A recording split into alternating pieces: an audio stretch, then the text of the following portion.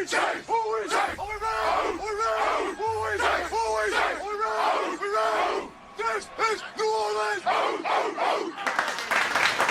up, fam? Shout out to y'all. Appreciate y'all being on the live on this one. Big Q representing the Who Dat Nation. Shout out to FanDuel, the official sponsor of the show. We up in this thing, man. In this episode, we got some live reaction. We'll do for Mickey Loomis's pre-draft presser. So we're going to talk about that in there and watch old Slick Mick. He covered quite a few things that we're going to talk about in the show. We're also going to play a interview from Tyler Shough, who he did, I think it was in that golfing event. It's about 10 minutes long. We'll play some of that.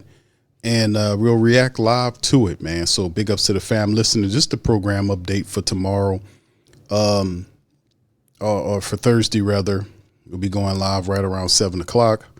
And we'll be talking about all the fans and butts are heading up into the draft. It's a lot of stuff that's happening pre-draft, a lot of stuff to talk about. We'll play a few snippets and giblets of that momentarily, man. Matter of fact, we can get it going.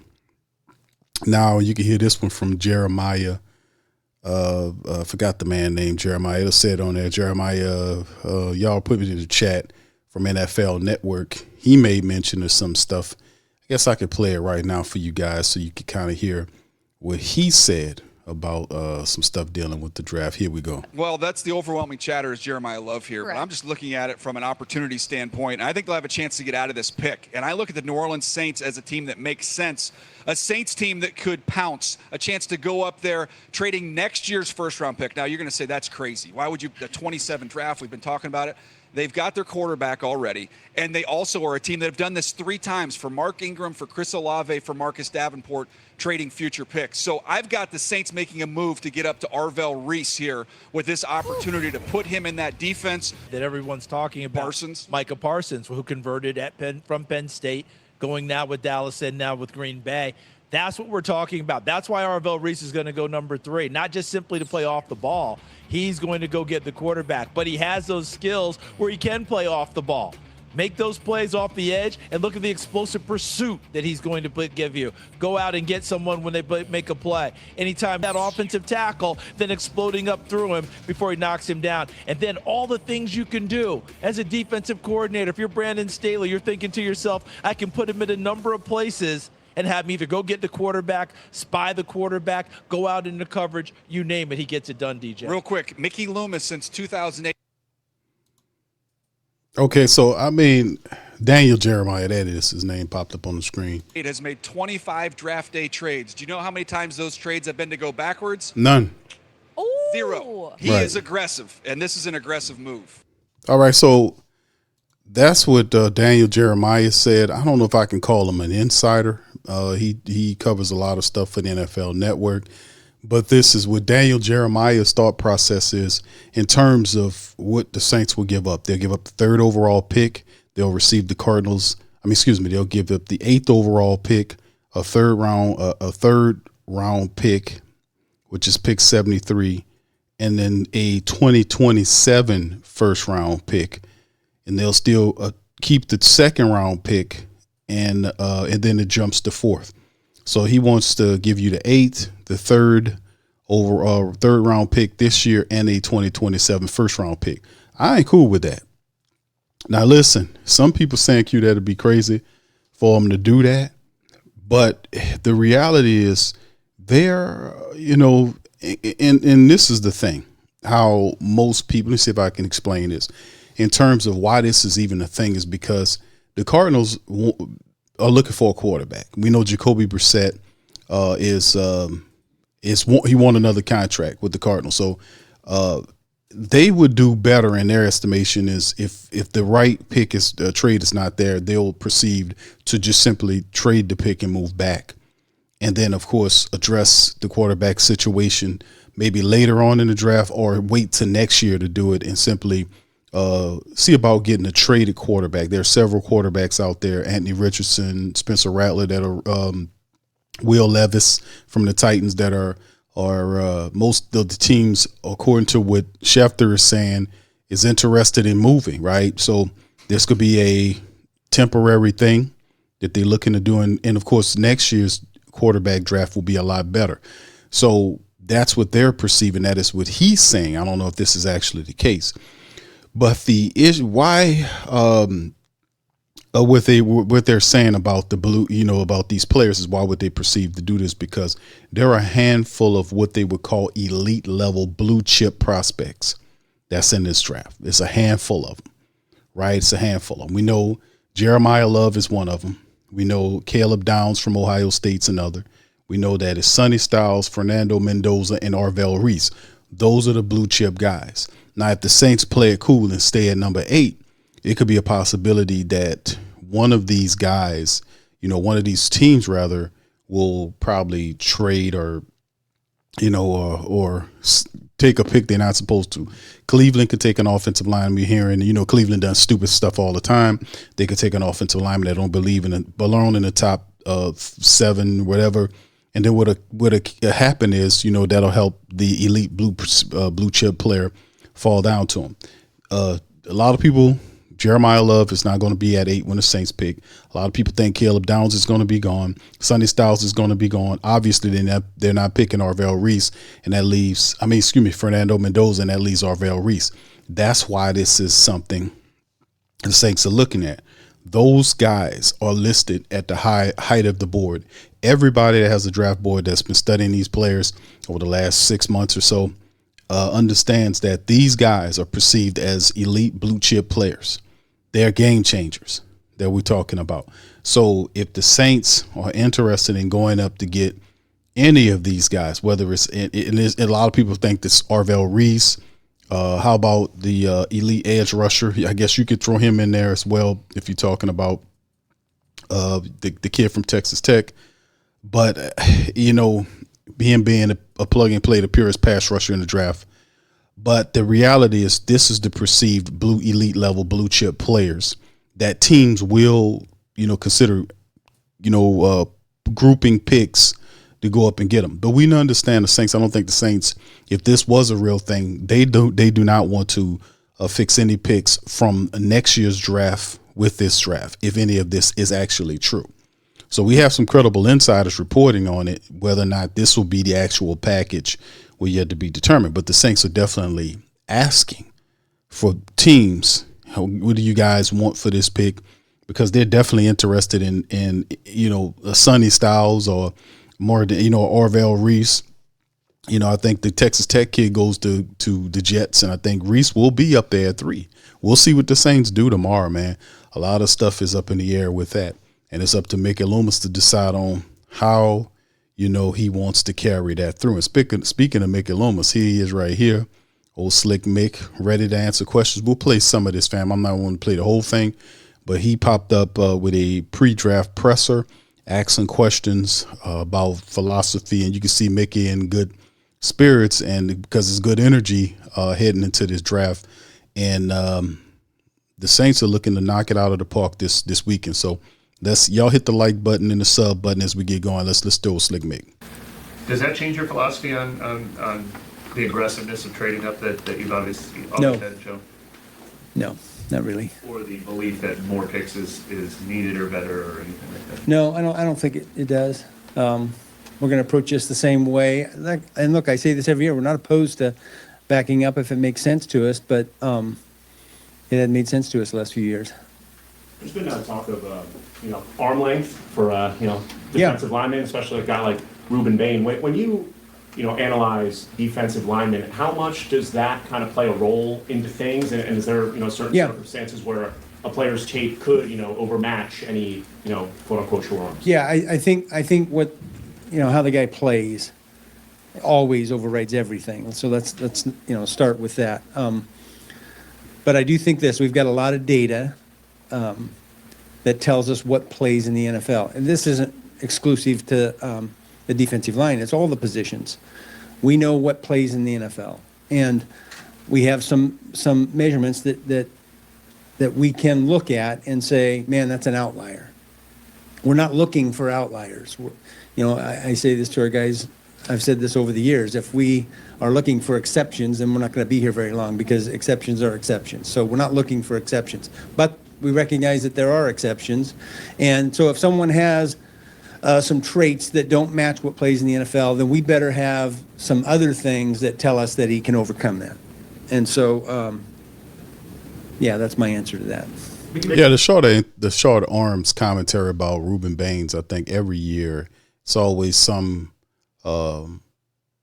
comments that are made about about players that might not be fast enough, or like they were saying that originally about Cornell Tate, until you start adding in tape and watching him, and the fact that he's averaging a ridiculous amounts of yards per catch, despite the fact that he's not a 4.49 or 4.48 guy.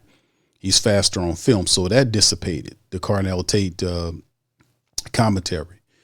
The Baines power, Hurricane Baines power, comes from his legs, from the lower area, his lower extremities, and that's how he's able to get these sacks. That's how he's able to be a problem in terms of getting into the backfield. That's how his bread is buttered, so to speak.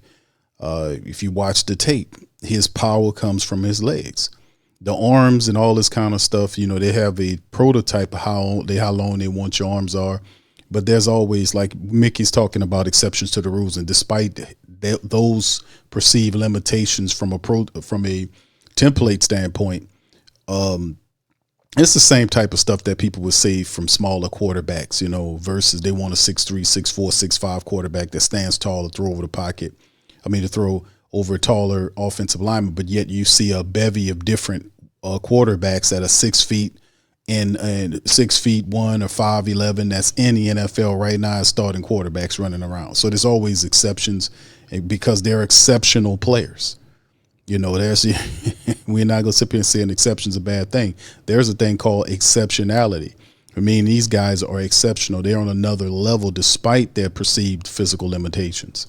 Baines' short arms is not an issue in my head because I watched the film. I understand how he's able, despite what they perceive short arms, dominate and play the game at a high level.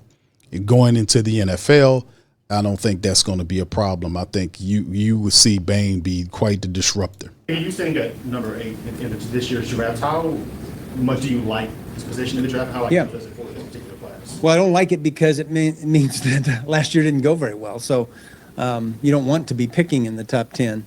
But once you get to the draft and you look at the quality of the players that exist, you get excited about. I know we're going to get a really good player at pick 8. So you get excited about that, a guy that can have an impact on your team. Yeah, how do you guys define the unknowns that you can't really see on film? Like a guy that you think might be able to rush and passer, but he's only maybe has 20 snaps, so there's someone you think might be able to drop back but hasn't done a whole lot of it. Well, I think that gets back to traits versus, what you've actually seen. And look, this is where sometimes the off season comes into play in terms of the workouts, the measurables, the things that tell you, a guy can do something that maybe he hasn't been asked to do yet. And it's a balance, right? It's a balance. Where do you look at, I guess your thought process is, you talked about the exceptions. Picking in the top 10, you don't do that often. Are you more prone to we follow certain guidelines in the top 10, maybe we could be a little bit more exceptions at 28 than we could at 8? Yeah, I think for us, we're probably a little more risk averse. When we make a pick there, we want to have a lot of the questions answered about a player. You don't want to pick a player that you have a ton of questions about, and you're just banking on the unknown. So I think as you go farther back in the draft, you're a little more willing to take a chance on someone. But I think when you're in the top 10 or top 12, whatever the number is, you want to pick players that you have as little doubt as possible that they're going to be successful. Does the timer going from 10 minutes to 8 minutes in the first round change the legwork you have to do on trades and stuff ahead of the draft? No, I don't really. I don't know yet. We went from 15 to 10 at one point, and I didn't feel like that had a big impact. I don't think it will, but we'll see. If you're prepared, you'll be all right. Yeah, we'll see what happens. Is there a couple positions that make this draft a little deeper? I don't know that I can say that, because deeper than what? Last year or the year before, or obviously there's fewer quarterbacks being talked about in the first round, so that changes the dynamic a little bit. But And I hear sometimes, this isn't a very deep draft. I seem like I hear that every year from different people, Yeah. and I kind of feel like Yeah. that's a little bit of an excuse that Yeah. if the draft doesn't go well. Right. I think there's good players in every draft. I think there's guys that are going to be Pro Bowl type players, and it's our job to identify them, and then hopefully we have an opportunity to take them. That's right. You had your staff, a lot of your staff at Senior Bowl, Joe Thomas coach. Yeah. Do you feel like you had a head start on everybody else? Yeah, I think it's look, we did have a lot of coaches at the Senior Bowl and at the East-West game, and look, that's a development opportunity for those coaches, but it's a great opportunity for us to get more information on players that are going to be prominent in this draft, and so that was really good for us. Saints love the Senior Bowl, man. They usually pick guys from the Senior Bowl. Be interesting, which guys will they pick? It might get a wide receiver, perhaps tight end, offensive line. That's usually what we look at. Whether we draft a guy or look in the undrafted market, there's always something there. Things you probably hear every year, a lot of people think next year's draft class is really stacked. Do you try to have a beat on that when you're evaluating? No, I think it just changes. Not really. I'll ask that question now and then of Jeff and say, hey, what does next year look like in terms of a position or overall? But I don't know that it's not that prominent in terms of when we're making those discussions, just because things change so much over the course of the college season. And on the opposite side of that, the class you had last year, immediate impact guys, not as impactful as like 2017 or 06, but the fact that you had a class with so much immediate impact and got your quarterback, how does that alter or make you want to have a proper class to follow them up this year? Yeah, I don't think it changes anything. We always want to have a great draft class. I thought it was great for our scouts and Jeff and his people to get recognized for last year's success. But it doesn't have any impact on what we're doing this year. It does to a degree. I'm not going to say it doesn't. I don't know if I agree with what Mick is saying, because it does. You have drafting, you got, and finding the right players for your squad. You got to know your squad. You got to know your team. There is no, what's the term I'm searching for? There is no delusion about where the Saints need to go. Like in prior years, they wouldn't be looking at Cesar Ruiz for improvement to say anything. They wouldn't be saying talking about certain players and they need to improve or whatever. There would just be some sort of blind eye to it to a degree. So whether it was ignorance or whatever the case may have been, that doesn't exist currently. So when the Saints had that stellar draft last year, they were able to find Tyler Shough, who then became the guy at the QB position, which is one of the toughest things to do, is find the guy. And then once you find him, then you can understand you want to improve your offensive line, because we did not run the ball very well. Improve the depth behind the offensive line, improve the defensive line and the depth behind the defensive line, and just get better overall. And wide receiver is another position that people talk about, the cornerback position with Alontae Taylor leaving. But make no bones about it, if you have a Cam Jordan, a Demario Davis, and Alontae Taylor, who are all really stellar players in your defense, they all leave, the defense is weakened by that. So you would have to see how you can kind of sort of patch the holes of, you know what I'm saying, or meet the demand to get better defensively. And that's why I think if this thing about the trade, it has any merit whatsoever, that could be why the Saints are looking to have one of those blue chip impact players on the defense. We got a lot of good players.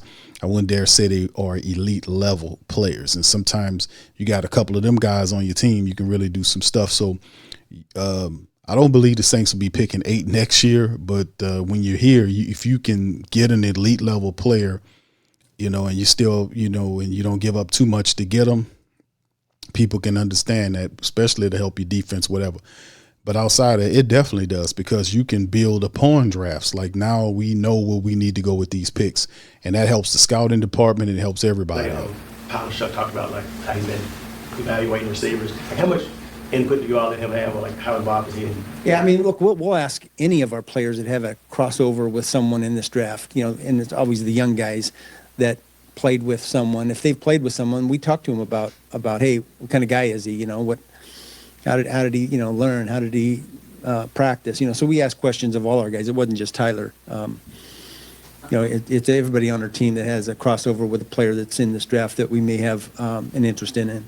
How many scenarios do you guys prepare for? Like, what's your, How many mock drafts do we do? Yeah, and then, like 100. When there's new trade rumors, do you go back and then start looking through different scenarios and how things might? Yeah, a little bit. And look, here's one great thing about the technology now. We can just push a button and do mock drafts. We don't have to, bring all of our scouts in a room and assign them teams, and then they make the pick. We have this technology that allows us to do these mock drafts, and we do a lot of them. We do.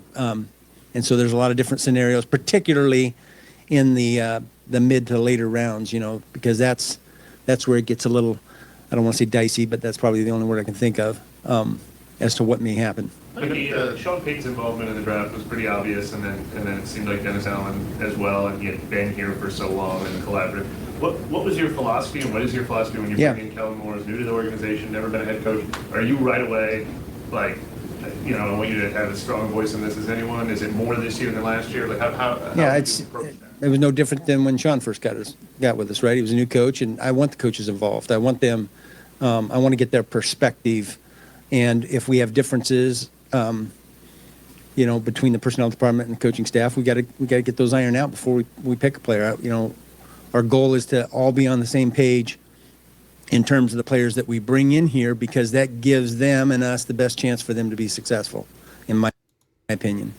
Yeah, and that's the game, because we've seen this before. Mickey Loomis is one of his best attributes is he doesn't get in the way of his coaches. Like if a coach wants a player, he's going to figure out how to get the player.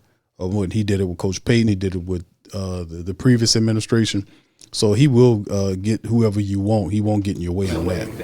With what you all were able to accomplish in free agency, has that shifted anything with just how you're evaluating some prospects? What made you be looking for more out of that, especially with the number 8 pick? I assume you wanted to be a starter. Yeah, I think it certainly affects us in terms of as we get later in the draft. You're trying to fill slots on your roster. I don't think it impacts us so much at the top of the draft, because we're looking to take the best player that's available to us when we pick. But as I've said before, generally speaking, there's when it's time to pick, you've got 2 or 3 guys that you're choosing from that are all in that same grade area, and then you look at your roster and say, hey, we need somebody at this position more than the other one. So it definitely impacts it, but it's not like the only impact. There's things that are kind of premium and non-premium positions, as people like to talk about all the times. Slot corner is usually defined as non-premium. Is that different for you all because of how Brandon Staley uses that position in his defense? Maybe a little bit. I wouldn't say it's significantly different, but maybe. But I'd say maybe a little different. Yes. I mean, you have to pay attention to the schemes you're running and what your coaching staff values in terms of what they're trying to get accomplished. So yeah, it does have some impact. I noticed in Baton Rouge, you chat with Mansour Delane. You were there for his impressive pro day. What did you think of him, and what kind of addition do you think he would add to an NFL team? Yeah, look, I don't want to get into a discussion about specific players, but look, I had a good talk with him. He's an impressive young man. I talked to him about some of the things that he was doing, in the off season, and look, he was great. He had great answers, and obviously a really good player that's going to get taken high. I went back to the draft philosophy now, due to what you did in free agency. The fact that you addressed so many needs, how much does that free you up to get best player available instead of just best player we need? Yeah, I think I've said this in prior years. Our goal in the offseason is always to be in the position where we can take, particularly at the top of the draft, the best player available. And if we have to build a strength on our team, then that's okay. And so I think this year, probably as much as any year, we were able to do a few things that allows us to do that. Indeed, because the Travis A-Chain for the RB1, Edwards for the starting left guard position. Saints added a backup tight end as well to the team. And of course, you bring Caden Ellis back, where in the double D slot, they still also have some issues dealing with the defensive end. We still don't know what's going on with Cam Jordan, whether or not he's coming back, but it'll get more difficult after the draft. We hope he was trying to do something prior to the draft, but after the draft, when needs are met, that usually kind of pushes him back maybe to training camp, and then ultimately into the start of the season when people start getting hurt or where they need to find out or sign guys. We'll see if Cam's coming back, regardless or not. If he is, they still had to address the defensive end position. So there are places. The Saints signed a punter. They did, they signed another running back, a third down back. They signed quite a few people, to kind of help improve the team. So, yeah, the BPA strategy was definitely one that they can utilize. But still in all, I think the Saints, where some of the needs at that we need to really go, they are a deep squad. Like the cornerback position is got a lot of good cornerbacks in the draft, obviously. The safety position is actually pretty decent as well. The linebackers, they have quite a few linebackers. Even you'll get into day 3, at the top of day 3, you'll still have quite a few linebackers up there, depending. And the wide receiver position has a little length on it as well. So they have quite a few positions that have some depth that the Saints could probably look at going forwards. But they're definitely set up for success here. Historically in the league, you see trades up for quarterbacks, knowing that I assume there's a quarterback going 1, and then after that, talks may not be about quarterbacks. Has that been different for you all or other teams, or just historically what you've seen because people aren't moving up for the quarterback? I don't know yet because I think most of those calls start coming, today and tomorrow, before the draft, more so than prior to. Obviously, we've heard from some teams about teams that, hey, we might want to move back here. A few teams that might want to move up, not just in the first round, but in the second as well. Remains to be seen, how much of that activity occurs. But I wouldn't say it's a lot different than the past. But again, picking top 10 is a different thing than picking in the middle or back half of the round. So you get fewer calls when you're back there as opposed to when you're in the top 10. What do you think about a prospect that might be dealing with an injury during the pre-draft process?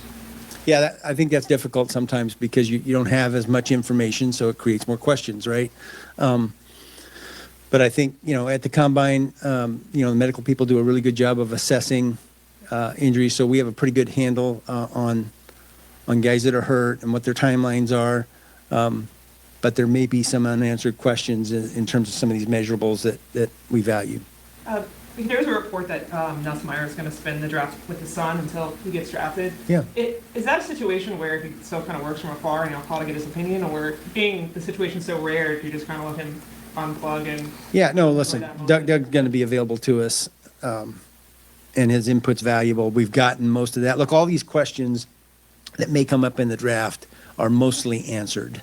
And so, I don't anticipate a lot of questions coming at, when we're on the clock or during the draft, but I know Doug will be available and we value his input. Was it attention of division voters, what they're doing? Not much, really. I mean, we note it, obviously, but we don't have any control over that. So, it is what it is, really. How did the decision to let Doug spend it with Derek kind of come about? Was it Colin's idea, your idea? Like, how did that kind of... I don't know. That's a good question. But look, I get that. I advise him to spend it with Garrett. It's a once in a lifetime opportunity. How do you think the draft may impact with what you guys want to do with Alvin or a guy like Cam? Yeah, I think that it could impact it. We'll see what happens, and that goes both ways. That may impact them from their perspective as well as ours. Well, that's a good one right there by Mickey Loomis in action. That straight up. Could the draft impact Alvin or Cam? I think it could impact it. We'll see what happens, and that goes both ways. It could impact them for their perspective as well. So that would be interesting to see exactly what happened because, of course, the Saints want Alvin Kamara to take a pay cut. They want him to take a pay cut to remain with the team. The team has already set itself up to have a thick running back room. Of course, I want AK-41 to finish his career here with the Saints. Got 1 year left on his contract. Could be a situation where the Saints pull the trigger on him, but it's in Alvin's hand. If Alvin wants to remain with the team, Mickey Loomis and the staff wants him to take a pay cut to remain with the team. If he doesn't, something could happen there. Cam Jordan cleaned out his locker room. The Saints made him an offer. Cam didn't like the offer. He talked about respect and all this other kind of stuff in different interviews. And it comes to a point now where, both those legendary players could be on the outs, And the Saints are obviously looking to make an impact move I think it's on the defensive level, unless I don't think Jeremiah Love falls to them anywhere. I think he'll be going to one of those teams. I think the first he could be going in, depending on looking at teams like sheesh. It could be anybody from the Titans to the Titans. Maybe I don't know if the Browns want them, but the Browns could use some offensive pieces. But you're looking at the Titans, maybe the what's the other team I'm thinking about here? The Giants, maybe the Giants, all the Commanders. That could be another squad. Him and Jaden Daniels, together. So I don't think Jeremiah Love gets down to where the Saints are at number 8. I don't think they go up there to get him. If the Saints do jump, it'll be for Arvell Reese or Sonny Styles. That's what I think. But outside that, we'll see what happens because the Saints are looking forward. They made offers to these guys, and it's in their hands. Like Cam Jordan didn't like the Saints' offer. He bucked it. And, the Saints could definitely draft people to get on the team to kind of keep the thing going. So we'll see. Is that it? That was short and quick. Yeah, I don't. We don't want to get into any of that right now. We'll do that after the draft. We got a lot of questions that we got to get answered over the next few days relative to our roster, and then we'll go from there. I was going to ask about Cam Jordan and Taysom Hill. Has there been any resolution, or they fall in after the draft? Yeah, look, those are two-way questions, right? Fall in after the draft. Yeah, look, those are two-way questions, right? They have things that they have to determine, and we do too. So we'll see what happens after the draft. You were saying in the first round, you got 2 or 3 guys with the same kind of grade. As the draft goes on, 3rd, 4th, 5th round, is that bullpen of players grow a little bit? Yeah, I think. Well, you hope it does. I mean, when we get to the 5th and 6th round, I'm hoping that we have 4 or 5 guys that we can choose from. But sometimes, you get down there and there's one guy that stands out above all the rest. But you're hoping that you have 4 or 5 because then, the holes that you have on your roster come into play. So what do you think last year's success with the draft? I mean, it was like one of the rare years you didn't trade at all. I mean, was it just having more picks than area, or was there something about the process that? I mean, I don't know. I mean, we made some trades in 06, and that was a pretty good draft. And I don't remember if we made trades in 17 or not, but that was a good draft too. So, I've said this before, man. If we love somebody and we feel like it's necessary to make a move, then we're going to do that. What do you think of the receiver depth in this draft this year? Yeah, look, I think it's good. It's what I said before. There's going to be good players in this draft, no matter what you think about that depth. And it's up to us to get them identified, and then hopefully, we have the opportunity to take those guys. But I do think there's a lot of good receivers in this draft. All right, that's Mickey Loomis, man. For y'all, if y'all haven't seen the rest, y'all can feel free to go on YouTube to the Saints website and see the entire summation of the interview from Slick Mick Loomis. Answering some good questions. Got to give it to Mickey Loomis. He did a pretty feasible job in answering the questions. And this is a pretty smooth draft for the Saints, to be honest with you, because, man, listen, it's pretty cool watching the Saints in this position, man. We just have to see if they don't do anything too flamboyant, you know what I'm saying, with the draft. We'll see what they got going on. We got the first round Thursday, rounds 2 to 3. It's Friday, and, of course, the rest of it's on Saturday all day. But anyway, let's pivot from Mickey Loomis to Tyler Shough. Here's Tyler Shough's interview. He was recently golfing at a golfing event, I want to say, that Tyler Shough was at. And he was also talking about the fact that the Saints and him, and there was footage of whatnot of Tyler Shough working out with different Saints players, getting ready for the season. So let's see what he has to say. Really good. So, my job is to keep getting better, and whenever we get the new rookies in, it's just to get everybody up to speed and roll. How much do you become a fan, like Googling these guys, reading about these guys, knowing, maybe what needs are versus like?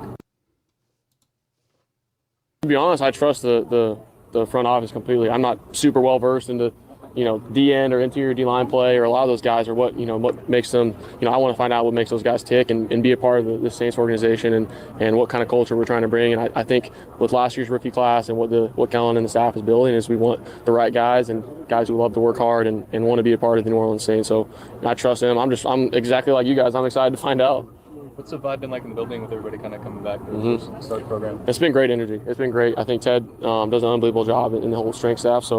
And all the trainers. So everybody's, I think, obviously I'm going in my second year, but talking to a lot of the guys, the amount of people that are in the building that have stayed in New Orleans, and I wanted to make sure that was a priority. But it's fun. I think the biggest thing is when we're working, and it's been showing so far. So there's no secret the Saints have done a lot of homework on receivers. I mean, are you more than just curiosity? I mean, have you really dove in and tried to watch some of these guys that might go in the top 10? Yeah, I've watched almost all of their film from college, and just obviously curiosity. And I think all of those guys have elite level play. I think that's the biggest thing, at least from what I've seen from all over the draft board. I think there's a lot of talent. So I think, but at the same time, we got guys that Devon Bailey and Jalen Polk I've been throwing with this whole offseason who are studs. I mean, they're studs, man, and CO has been working the whole time with me as well. So I'm really excited to kind of get the ground running with those guys. And then obviously, if we get somebody, that'd be great. But if not, we feel really great about it. And I know the staff and everybody's feeling great, and we got a plan to keep going. Somebody that you are really familiar with, obviously Chris Bell. How pumped would you be to get reunited with him? And what do you think he would bring to New Orleans if the Saints ended up selecting him? Yeah, I mean, he's one of my close friends, obviously my guy, and he brings a level of physicality, I think, for any team that's really hard to replicate. And I think it would be great for sure. But I know I'm fired up to be back here right now, and I mean the wide receivers that we do have that we've signed so far, it's exciting to see those guys work too. In a situation like that, but doing this, Pygmalion, Hondo Fest, Banana Ball, you've been very involved this offseason, obviously while also having a kid. Yeah. How important is that aspect for you to continue to be visible to this community? I want to be in New Orleans. I mean, I feel like there's so much stuff going on that's I'm not trying to go to everything. I'm just this New Orleans is the best place, where it's the best time of year. I've been telling her January to April. It's all right, so we have problems with that, fam, but Tyler Shough. Every weekend there's a festival, there's stuff going on. You want to be a part of the community, and I was obviously super intentional about just making relationships that way, but I want to do it and have fun and be a part of everybody, and knowing that football season comes around, as players, there's not much time to go experience New Orleans. So it's been probably one of my favorite times of the year to be out there with everybody, but knowing that we're back now and we want to keep grinding. Turned down this year. Yeah, everyone hangs out. We're all excited to be here. So, and I want to be the guy that can kind of instigate that and keep everyone going. How does that experience help though? Last year you were training for the combine. You don't know where you're going to go. Yeah. You get dropped in May. And this year you had 9 games to show what you can do. Everybody knows what you can do. And now you can kind of maybe take a different tack.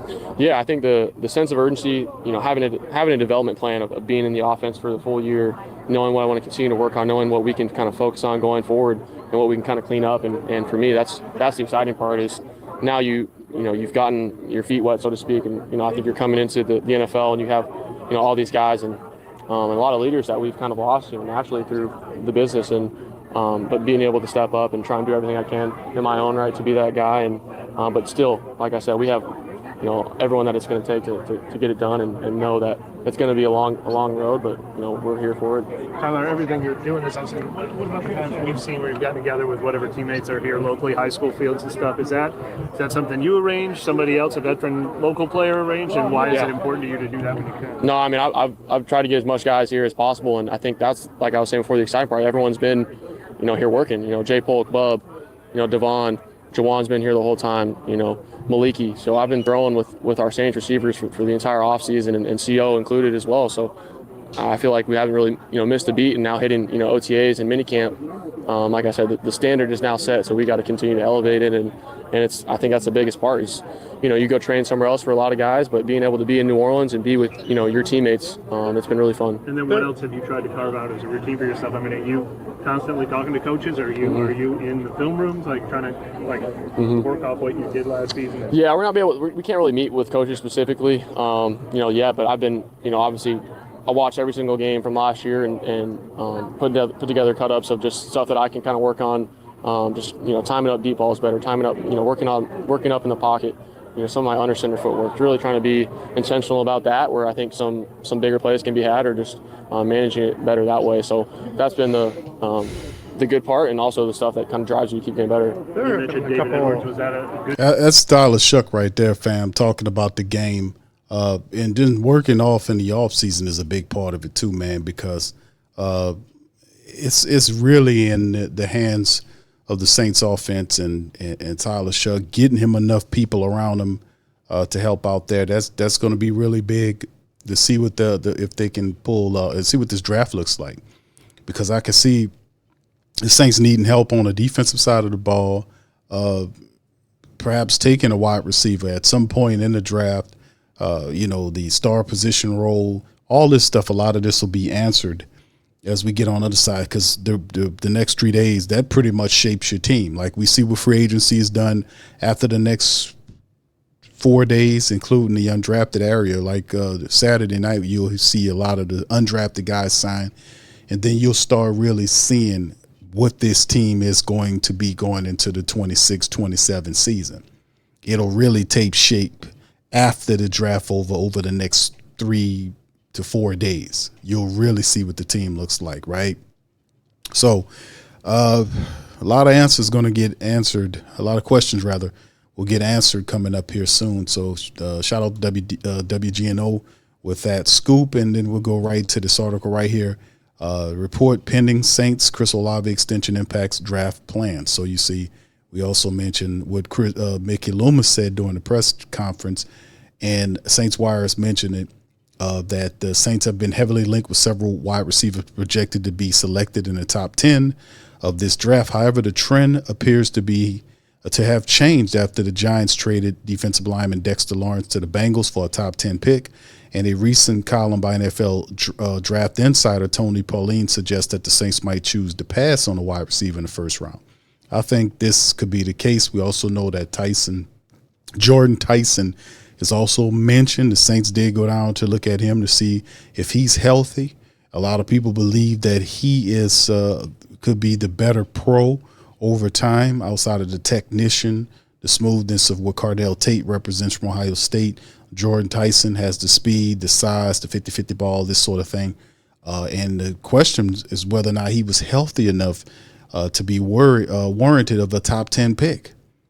And he is healthy now, so a lot of people, we don't know exactly where the Saints are going to go. It's all speculative, but we'll see. If New Orleans pass on selecting a receiver with the 8th pick, it will be due to the pending contract extension for Chris Olave.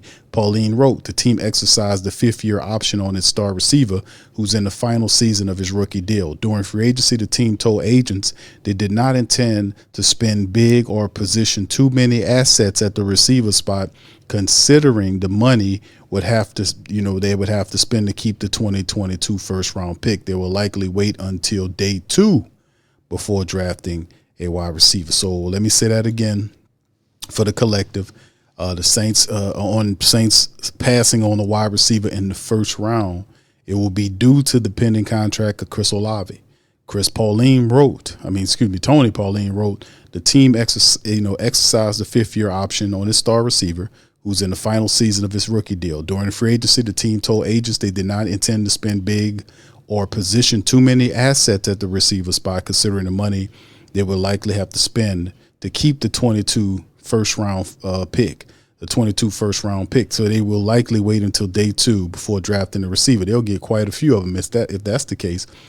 Addressing defensive needs in round 1, such as acquiring a defensive end or a cornerback, could be more fitting for the team's future, especially considering the depth of the wide receivers available on day 2 and 3 of the draft class.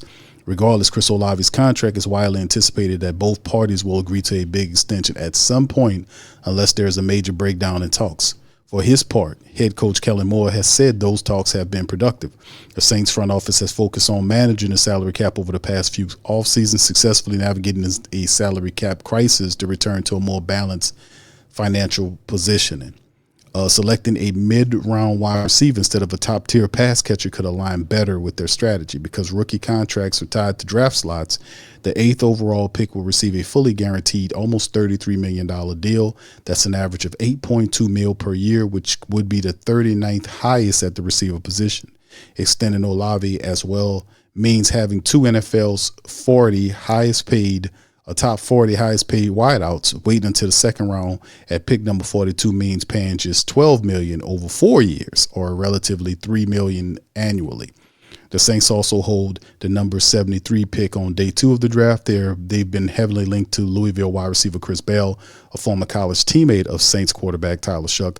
Other names that would make sense for the Saints include Tennessee's Chris Brazell II, Georgia's Zachariah Branch, Georgia State's Ted Hurst, and Oklahoma's Deion Burks. So yes, indeed. And for some people that was thinking about Chris Bell and the fact that he was a guy dealing with injuries, the reality is at some point, we seen where and how is his health. We seen in footage on X today with Chris Bell running full speed on the treadmill, showing people right before the draft that he's ready to get back to business. So if that is indeed the case and he's healthy enough and he's ready to roll, then that could spell big for the Saints if he's there in the second round. And I think he probably will be. Big physical receiver, 6'2", 6'3", 223 pounds, something like that. Good 40 time. I think the dude would be, would definitely be a major get. And Tyler Shough having his top-notch wide receiver favorite out of college, and he lists him as one of his closest friends, will definitely be something worth paying attention to. So, I'm trying to go down to X to see if I can pull the footage up of him running full speed for you guys. But just when I had it set, I don't see it there anymore. Matter of fact, let me check and see. But I might be.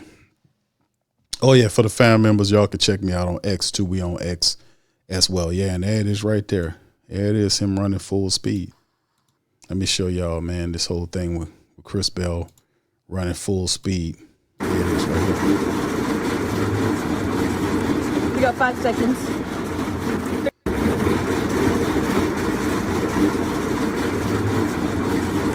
You got 5 seconds. So he was dealing with injuries prior to the season, but seeing him here, and that's Ian Rappaport, showed this tweet here, that Chris Bell, a potential first rounder before tearing an ACL in November, is running 18 plus miles per hour ahead of a schedule in rehab per agent, and he's ahead of schedule. And Dr. Dan Cooper, who performed the surgery, so 6'2" and a half, 222 pounds with 4.3 speed, is likely a Friday pick. So they're thinking he's a day 2 pick. Is this man your new wide receiver?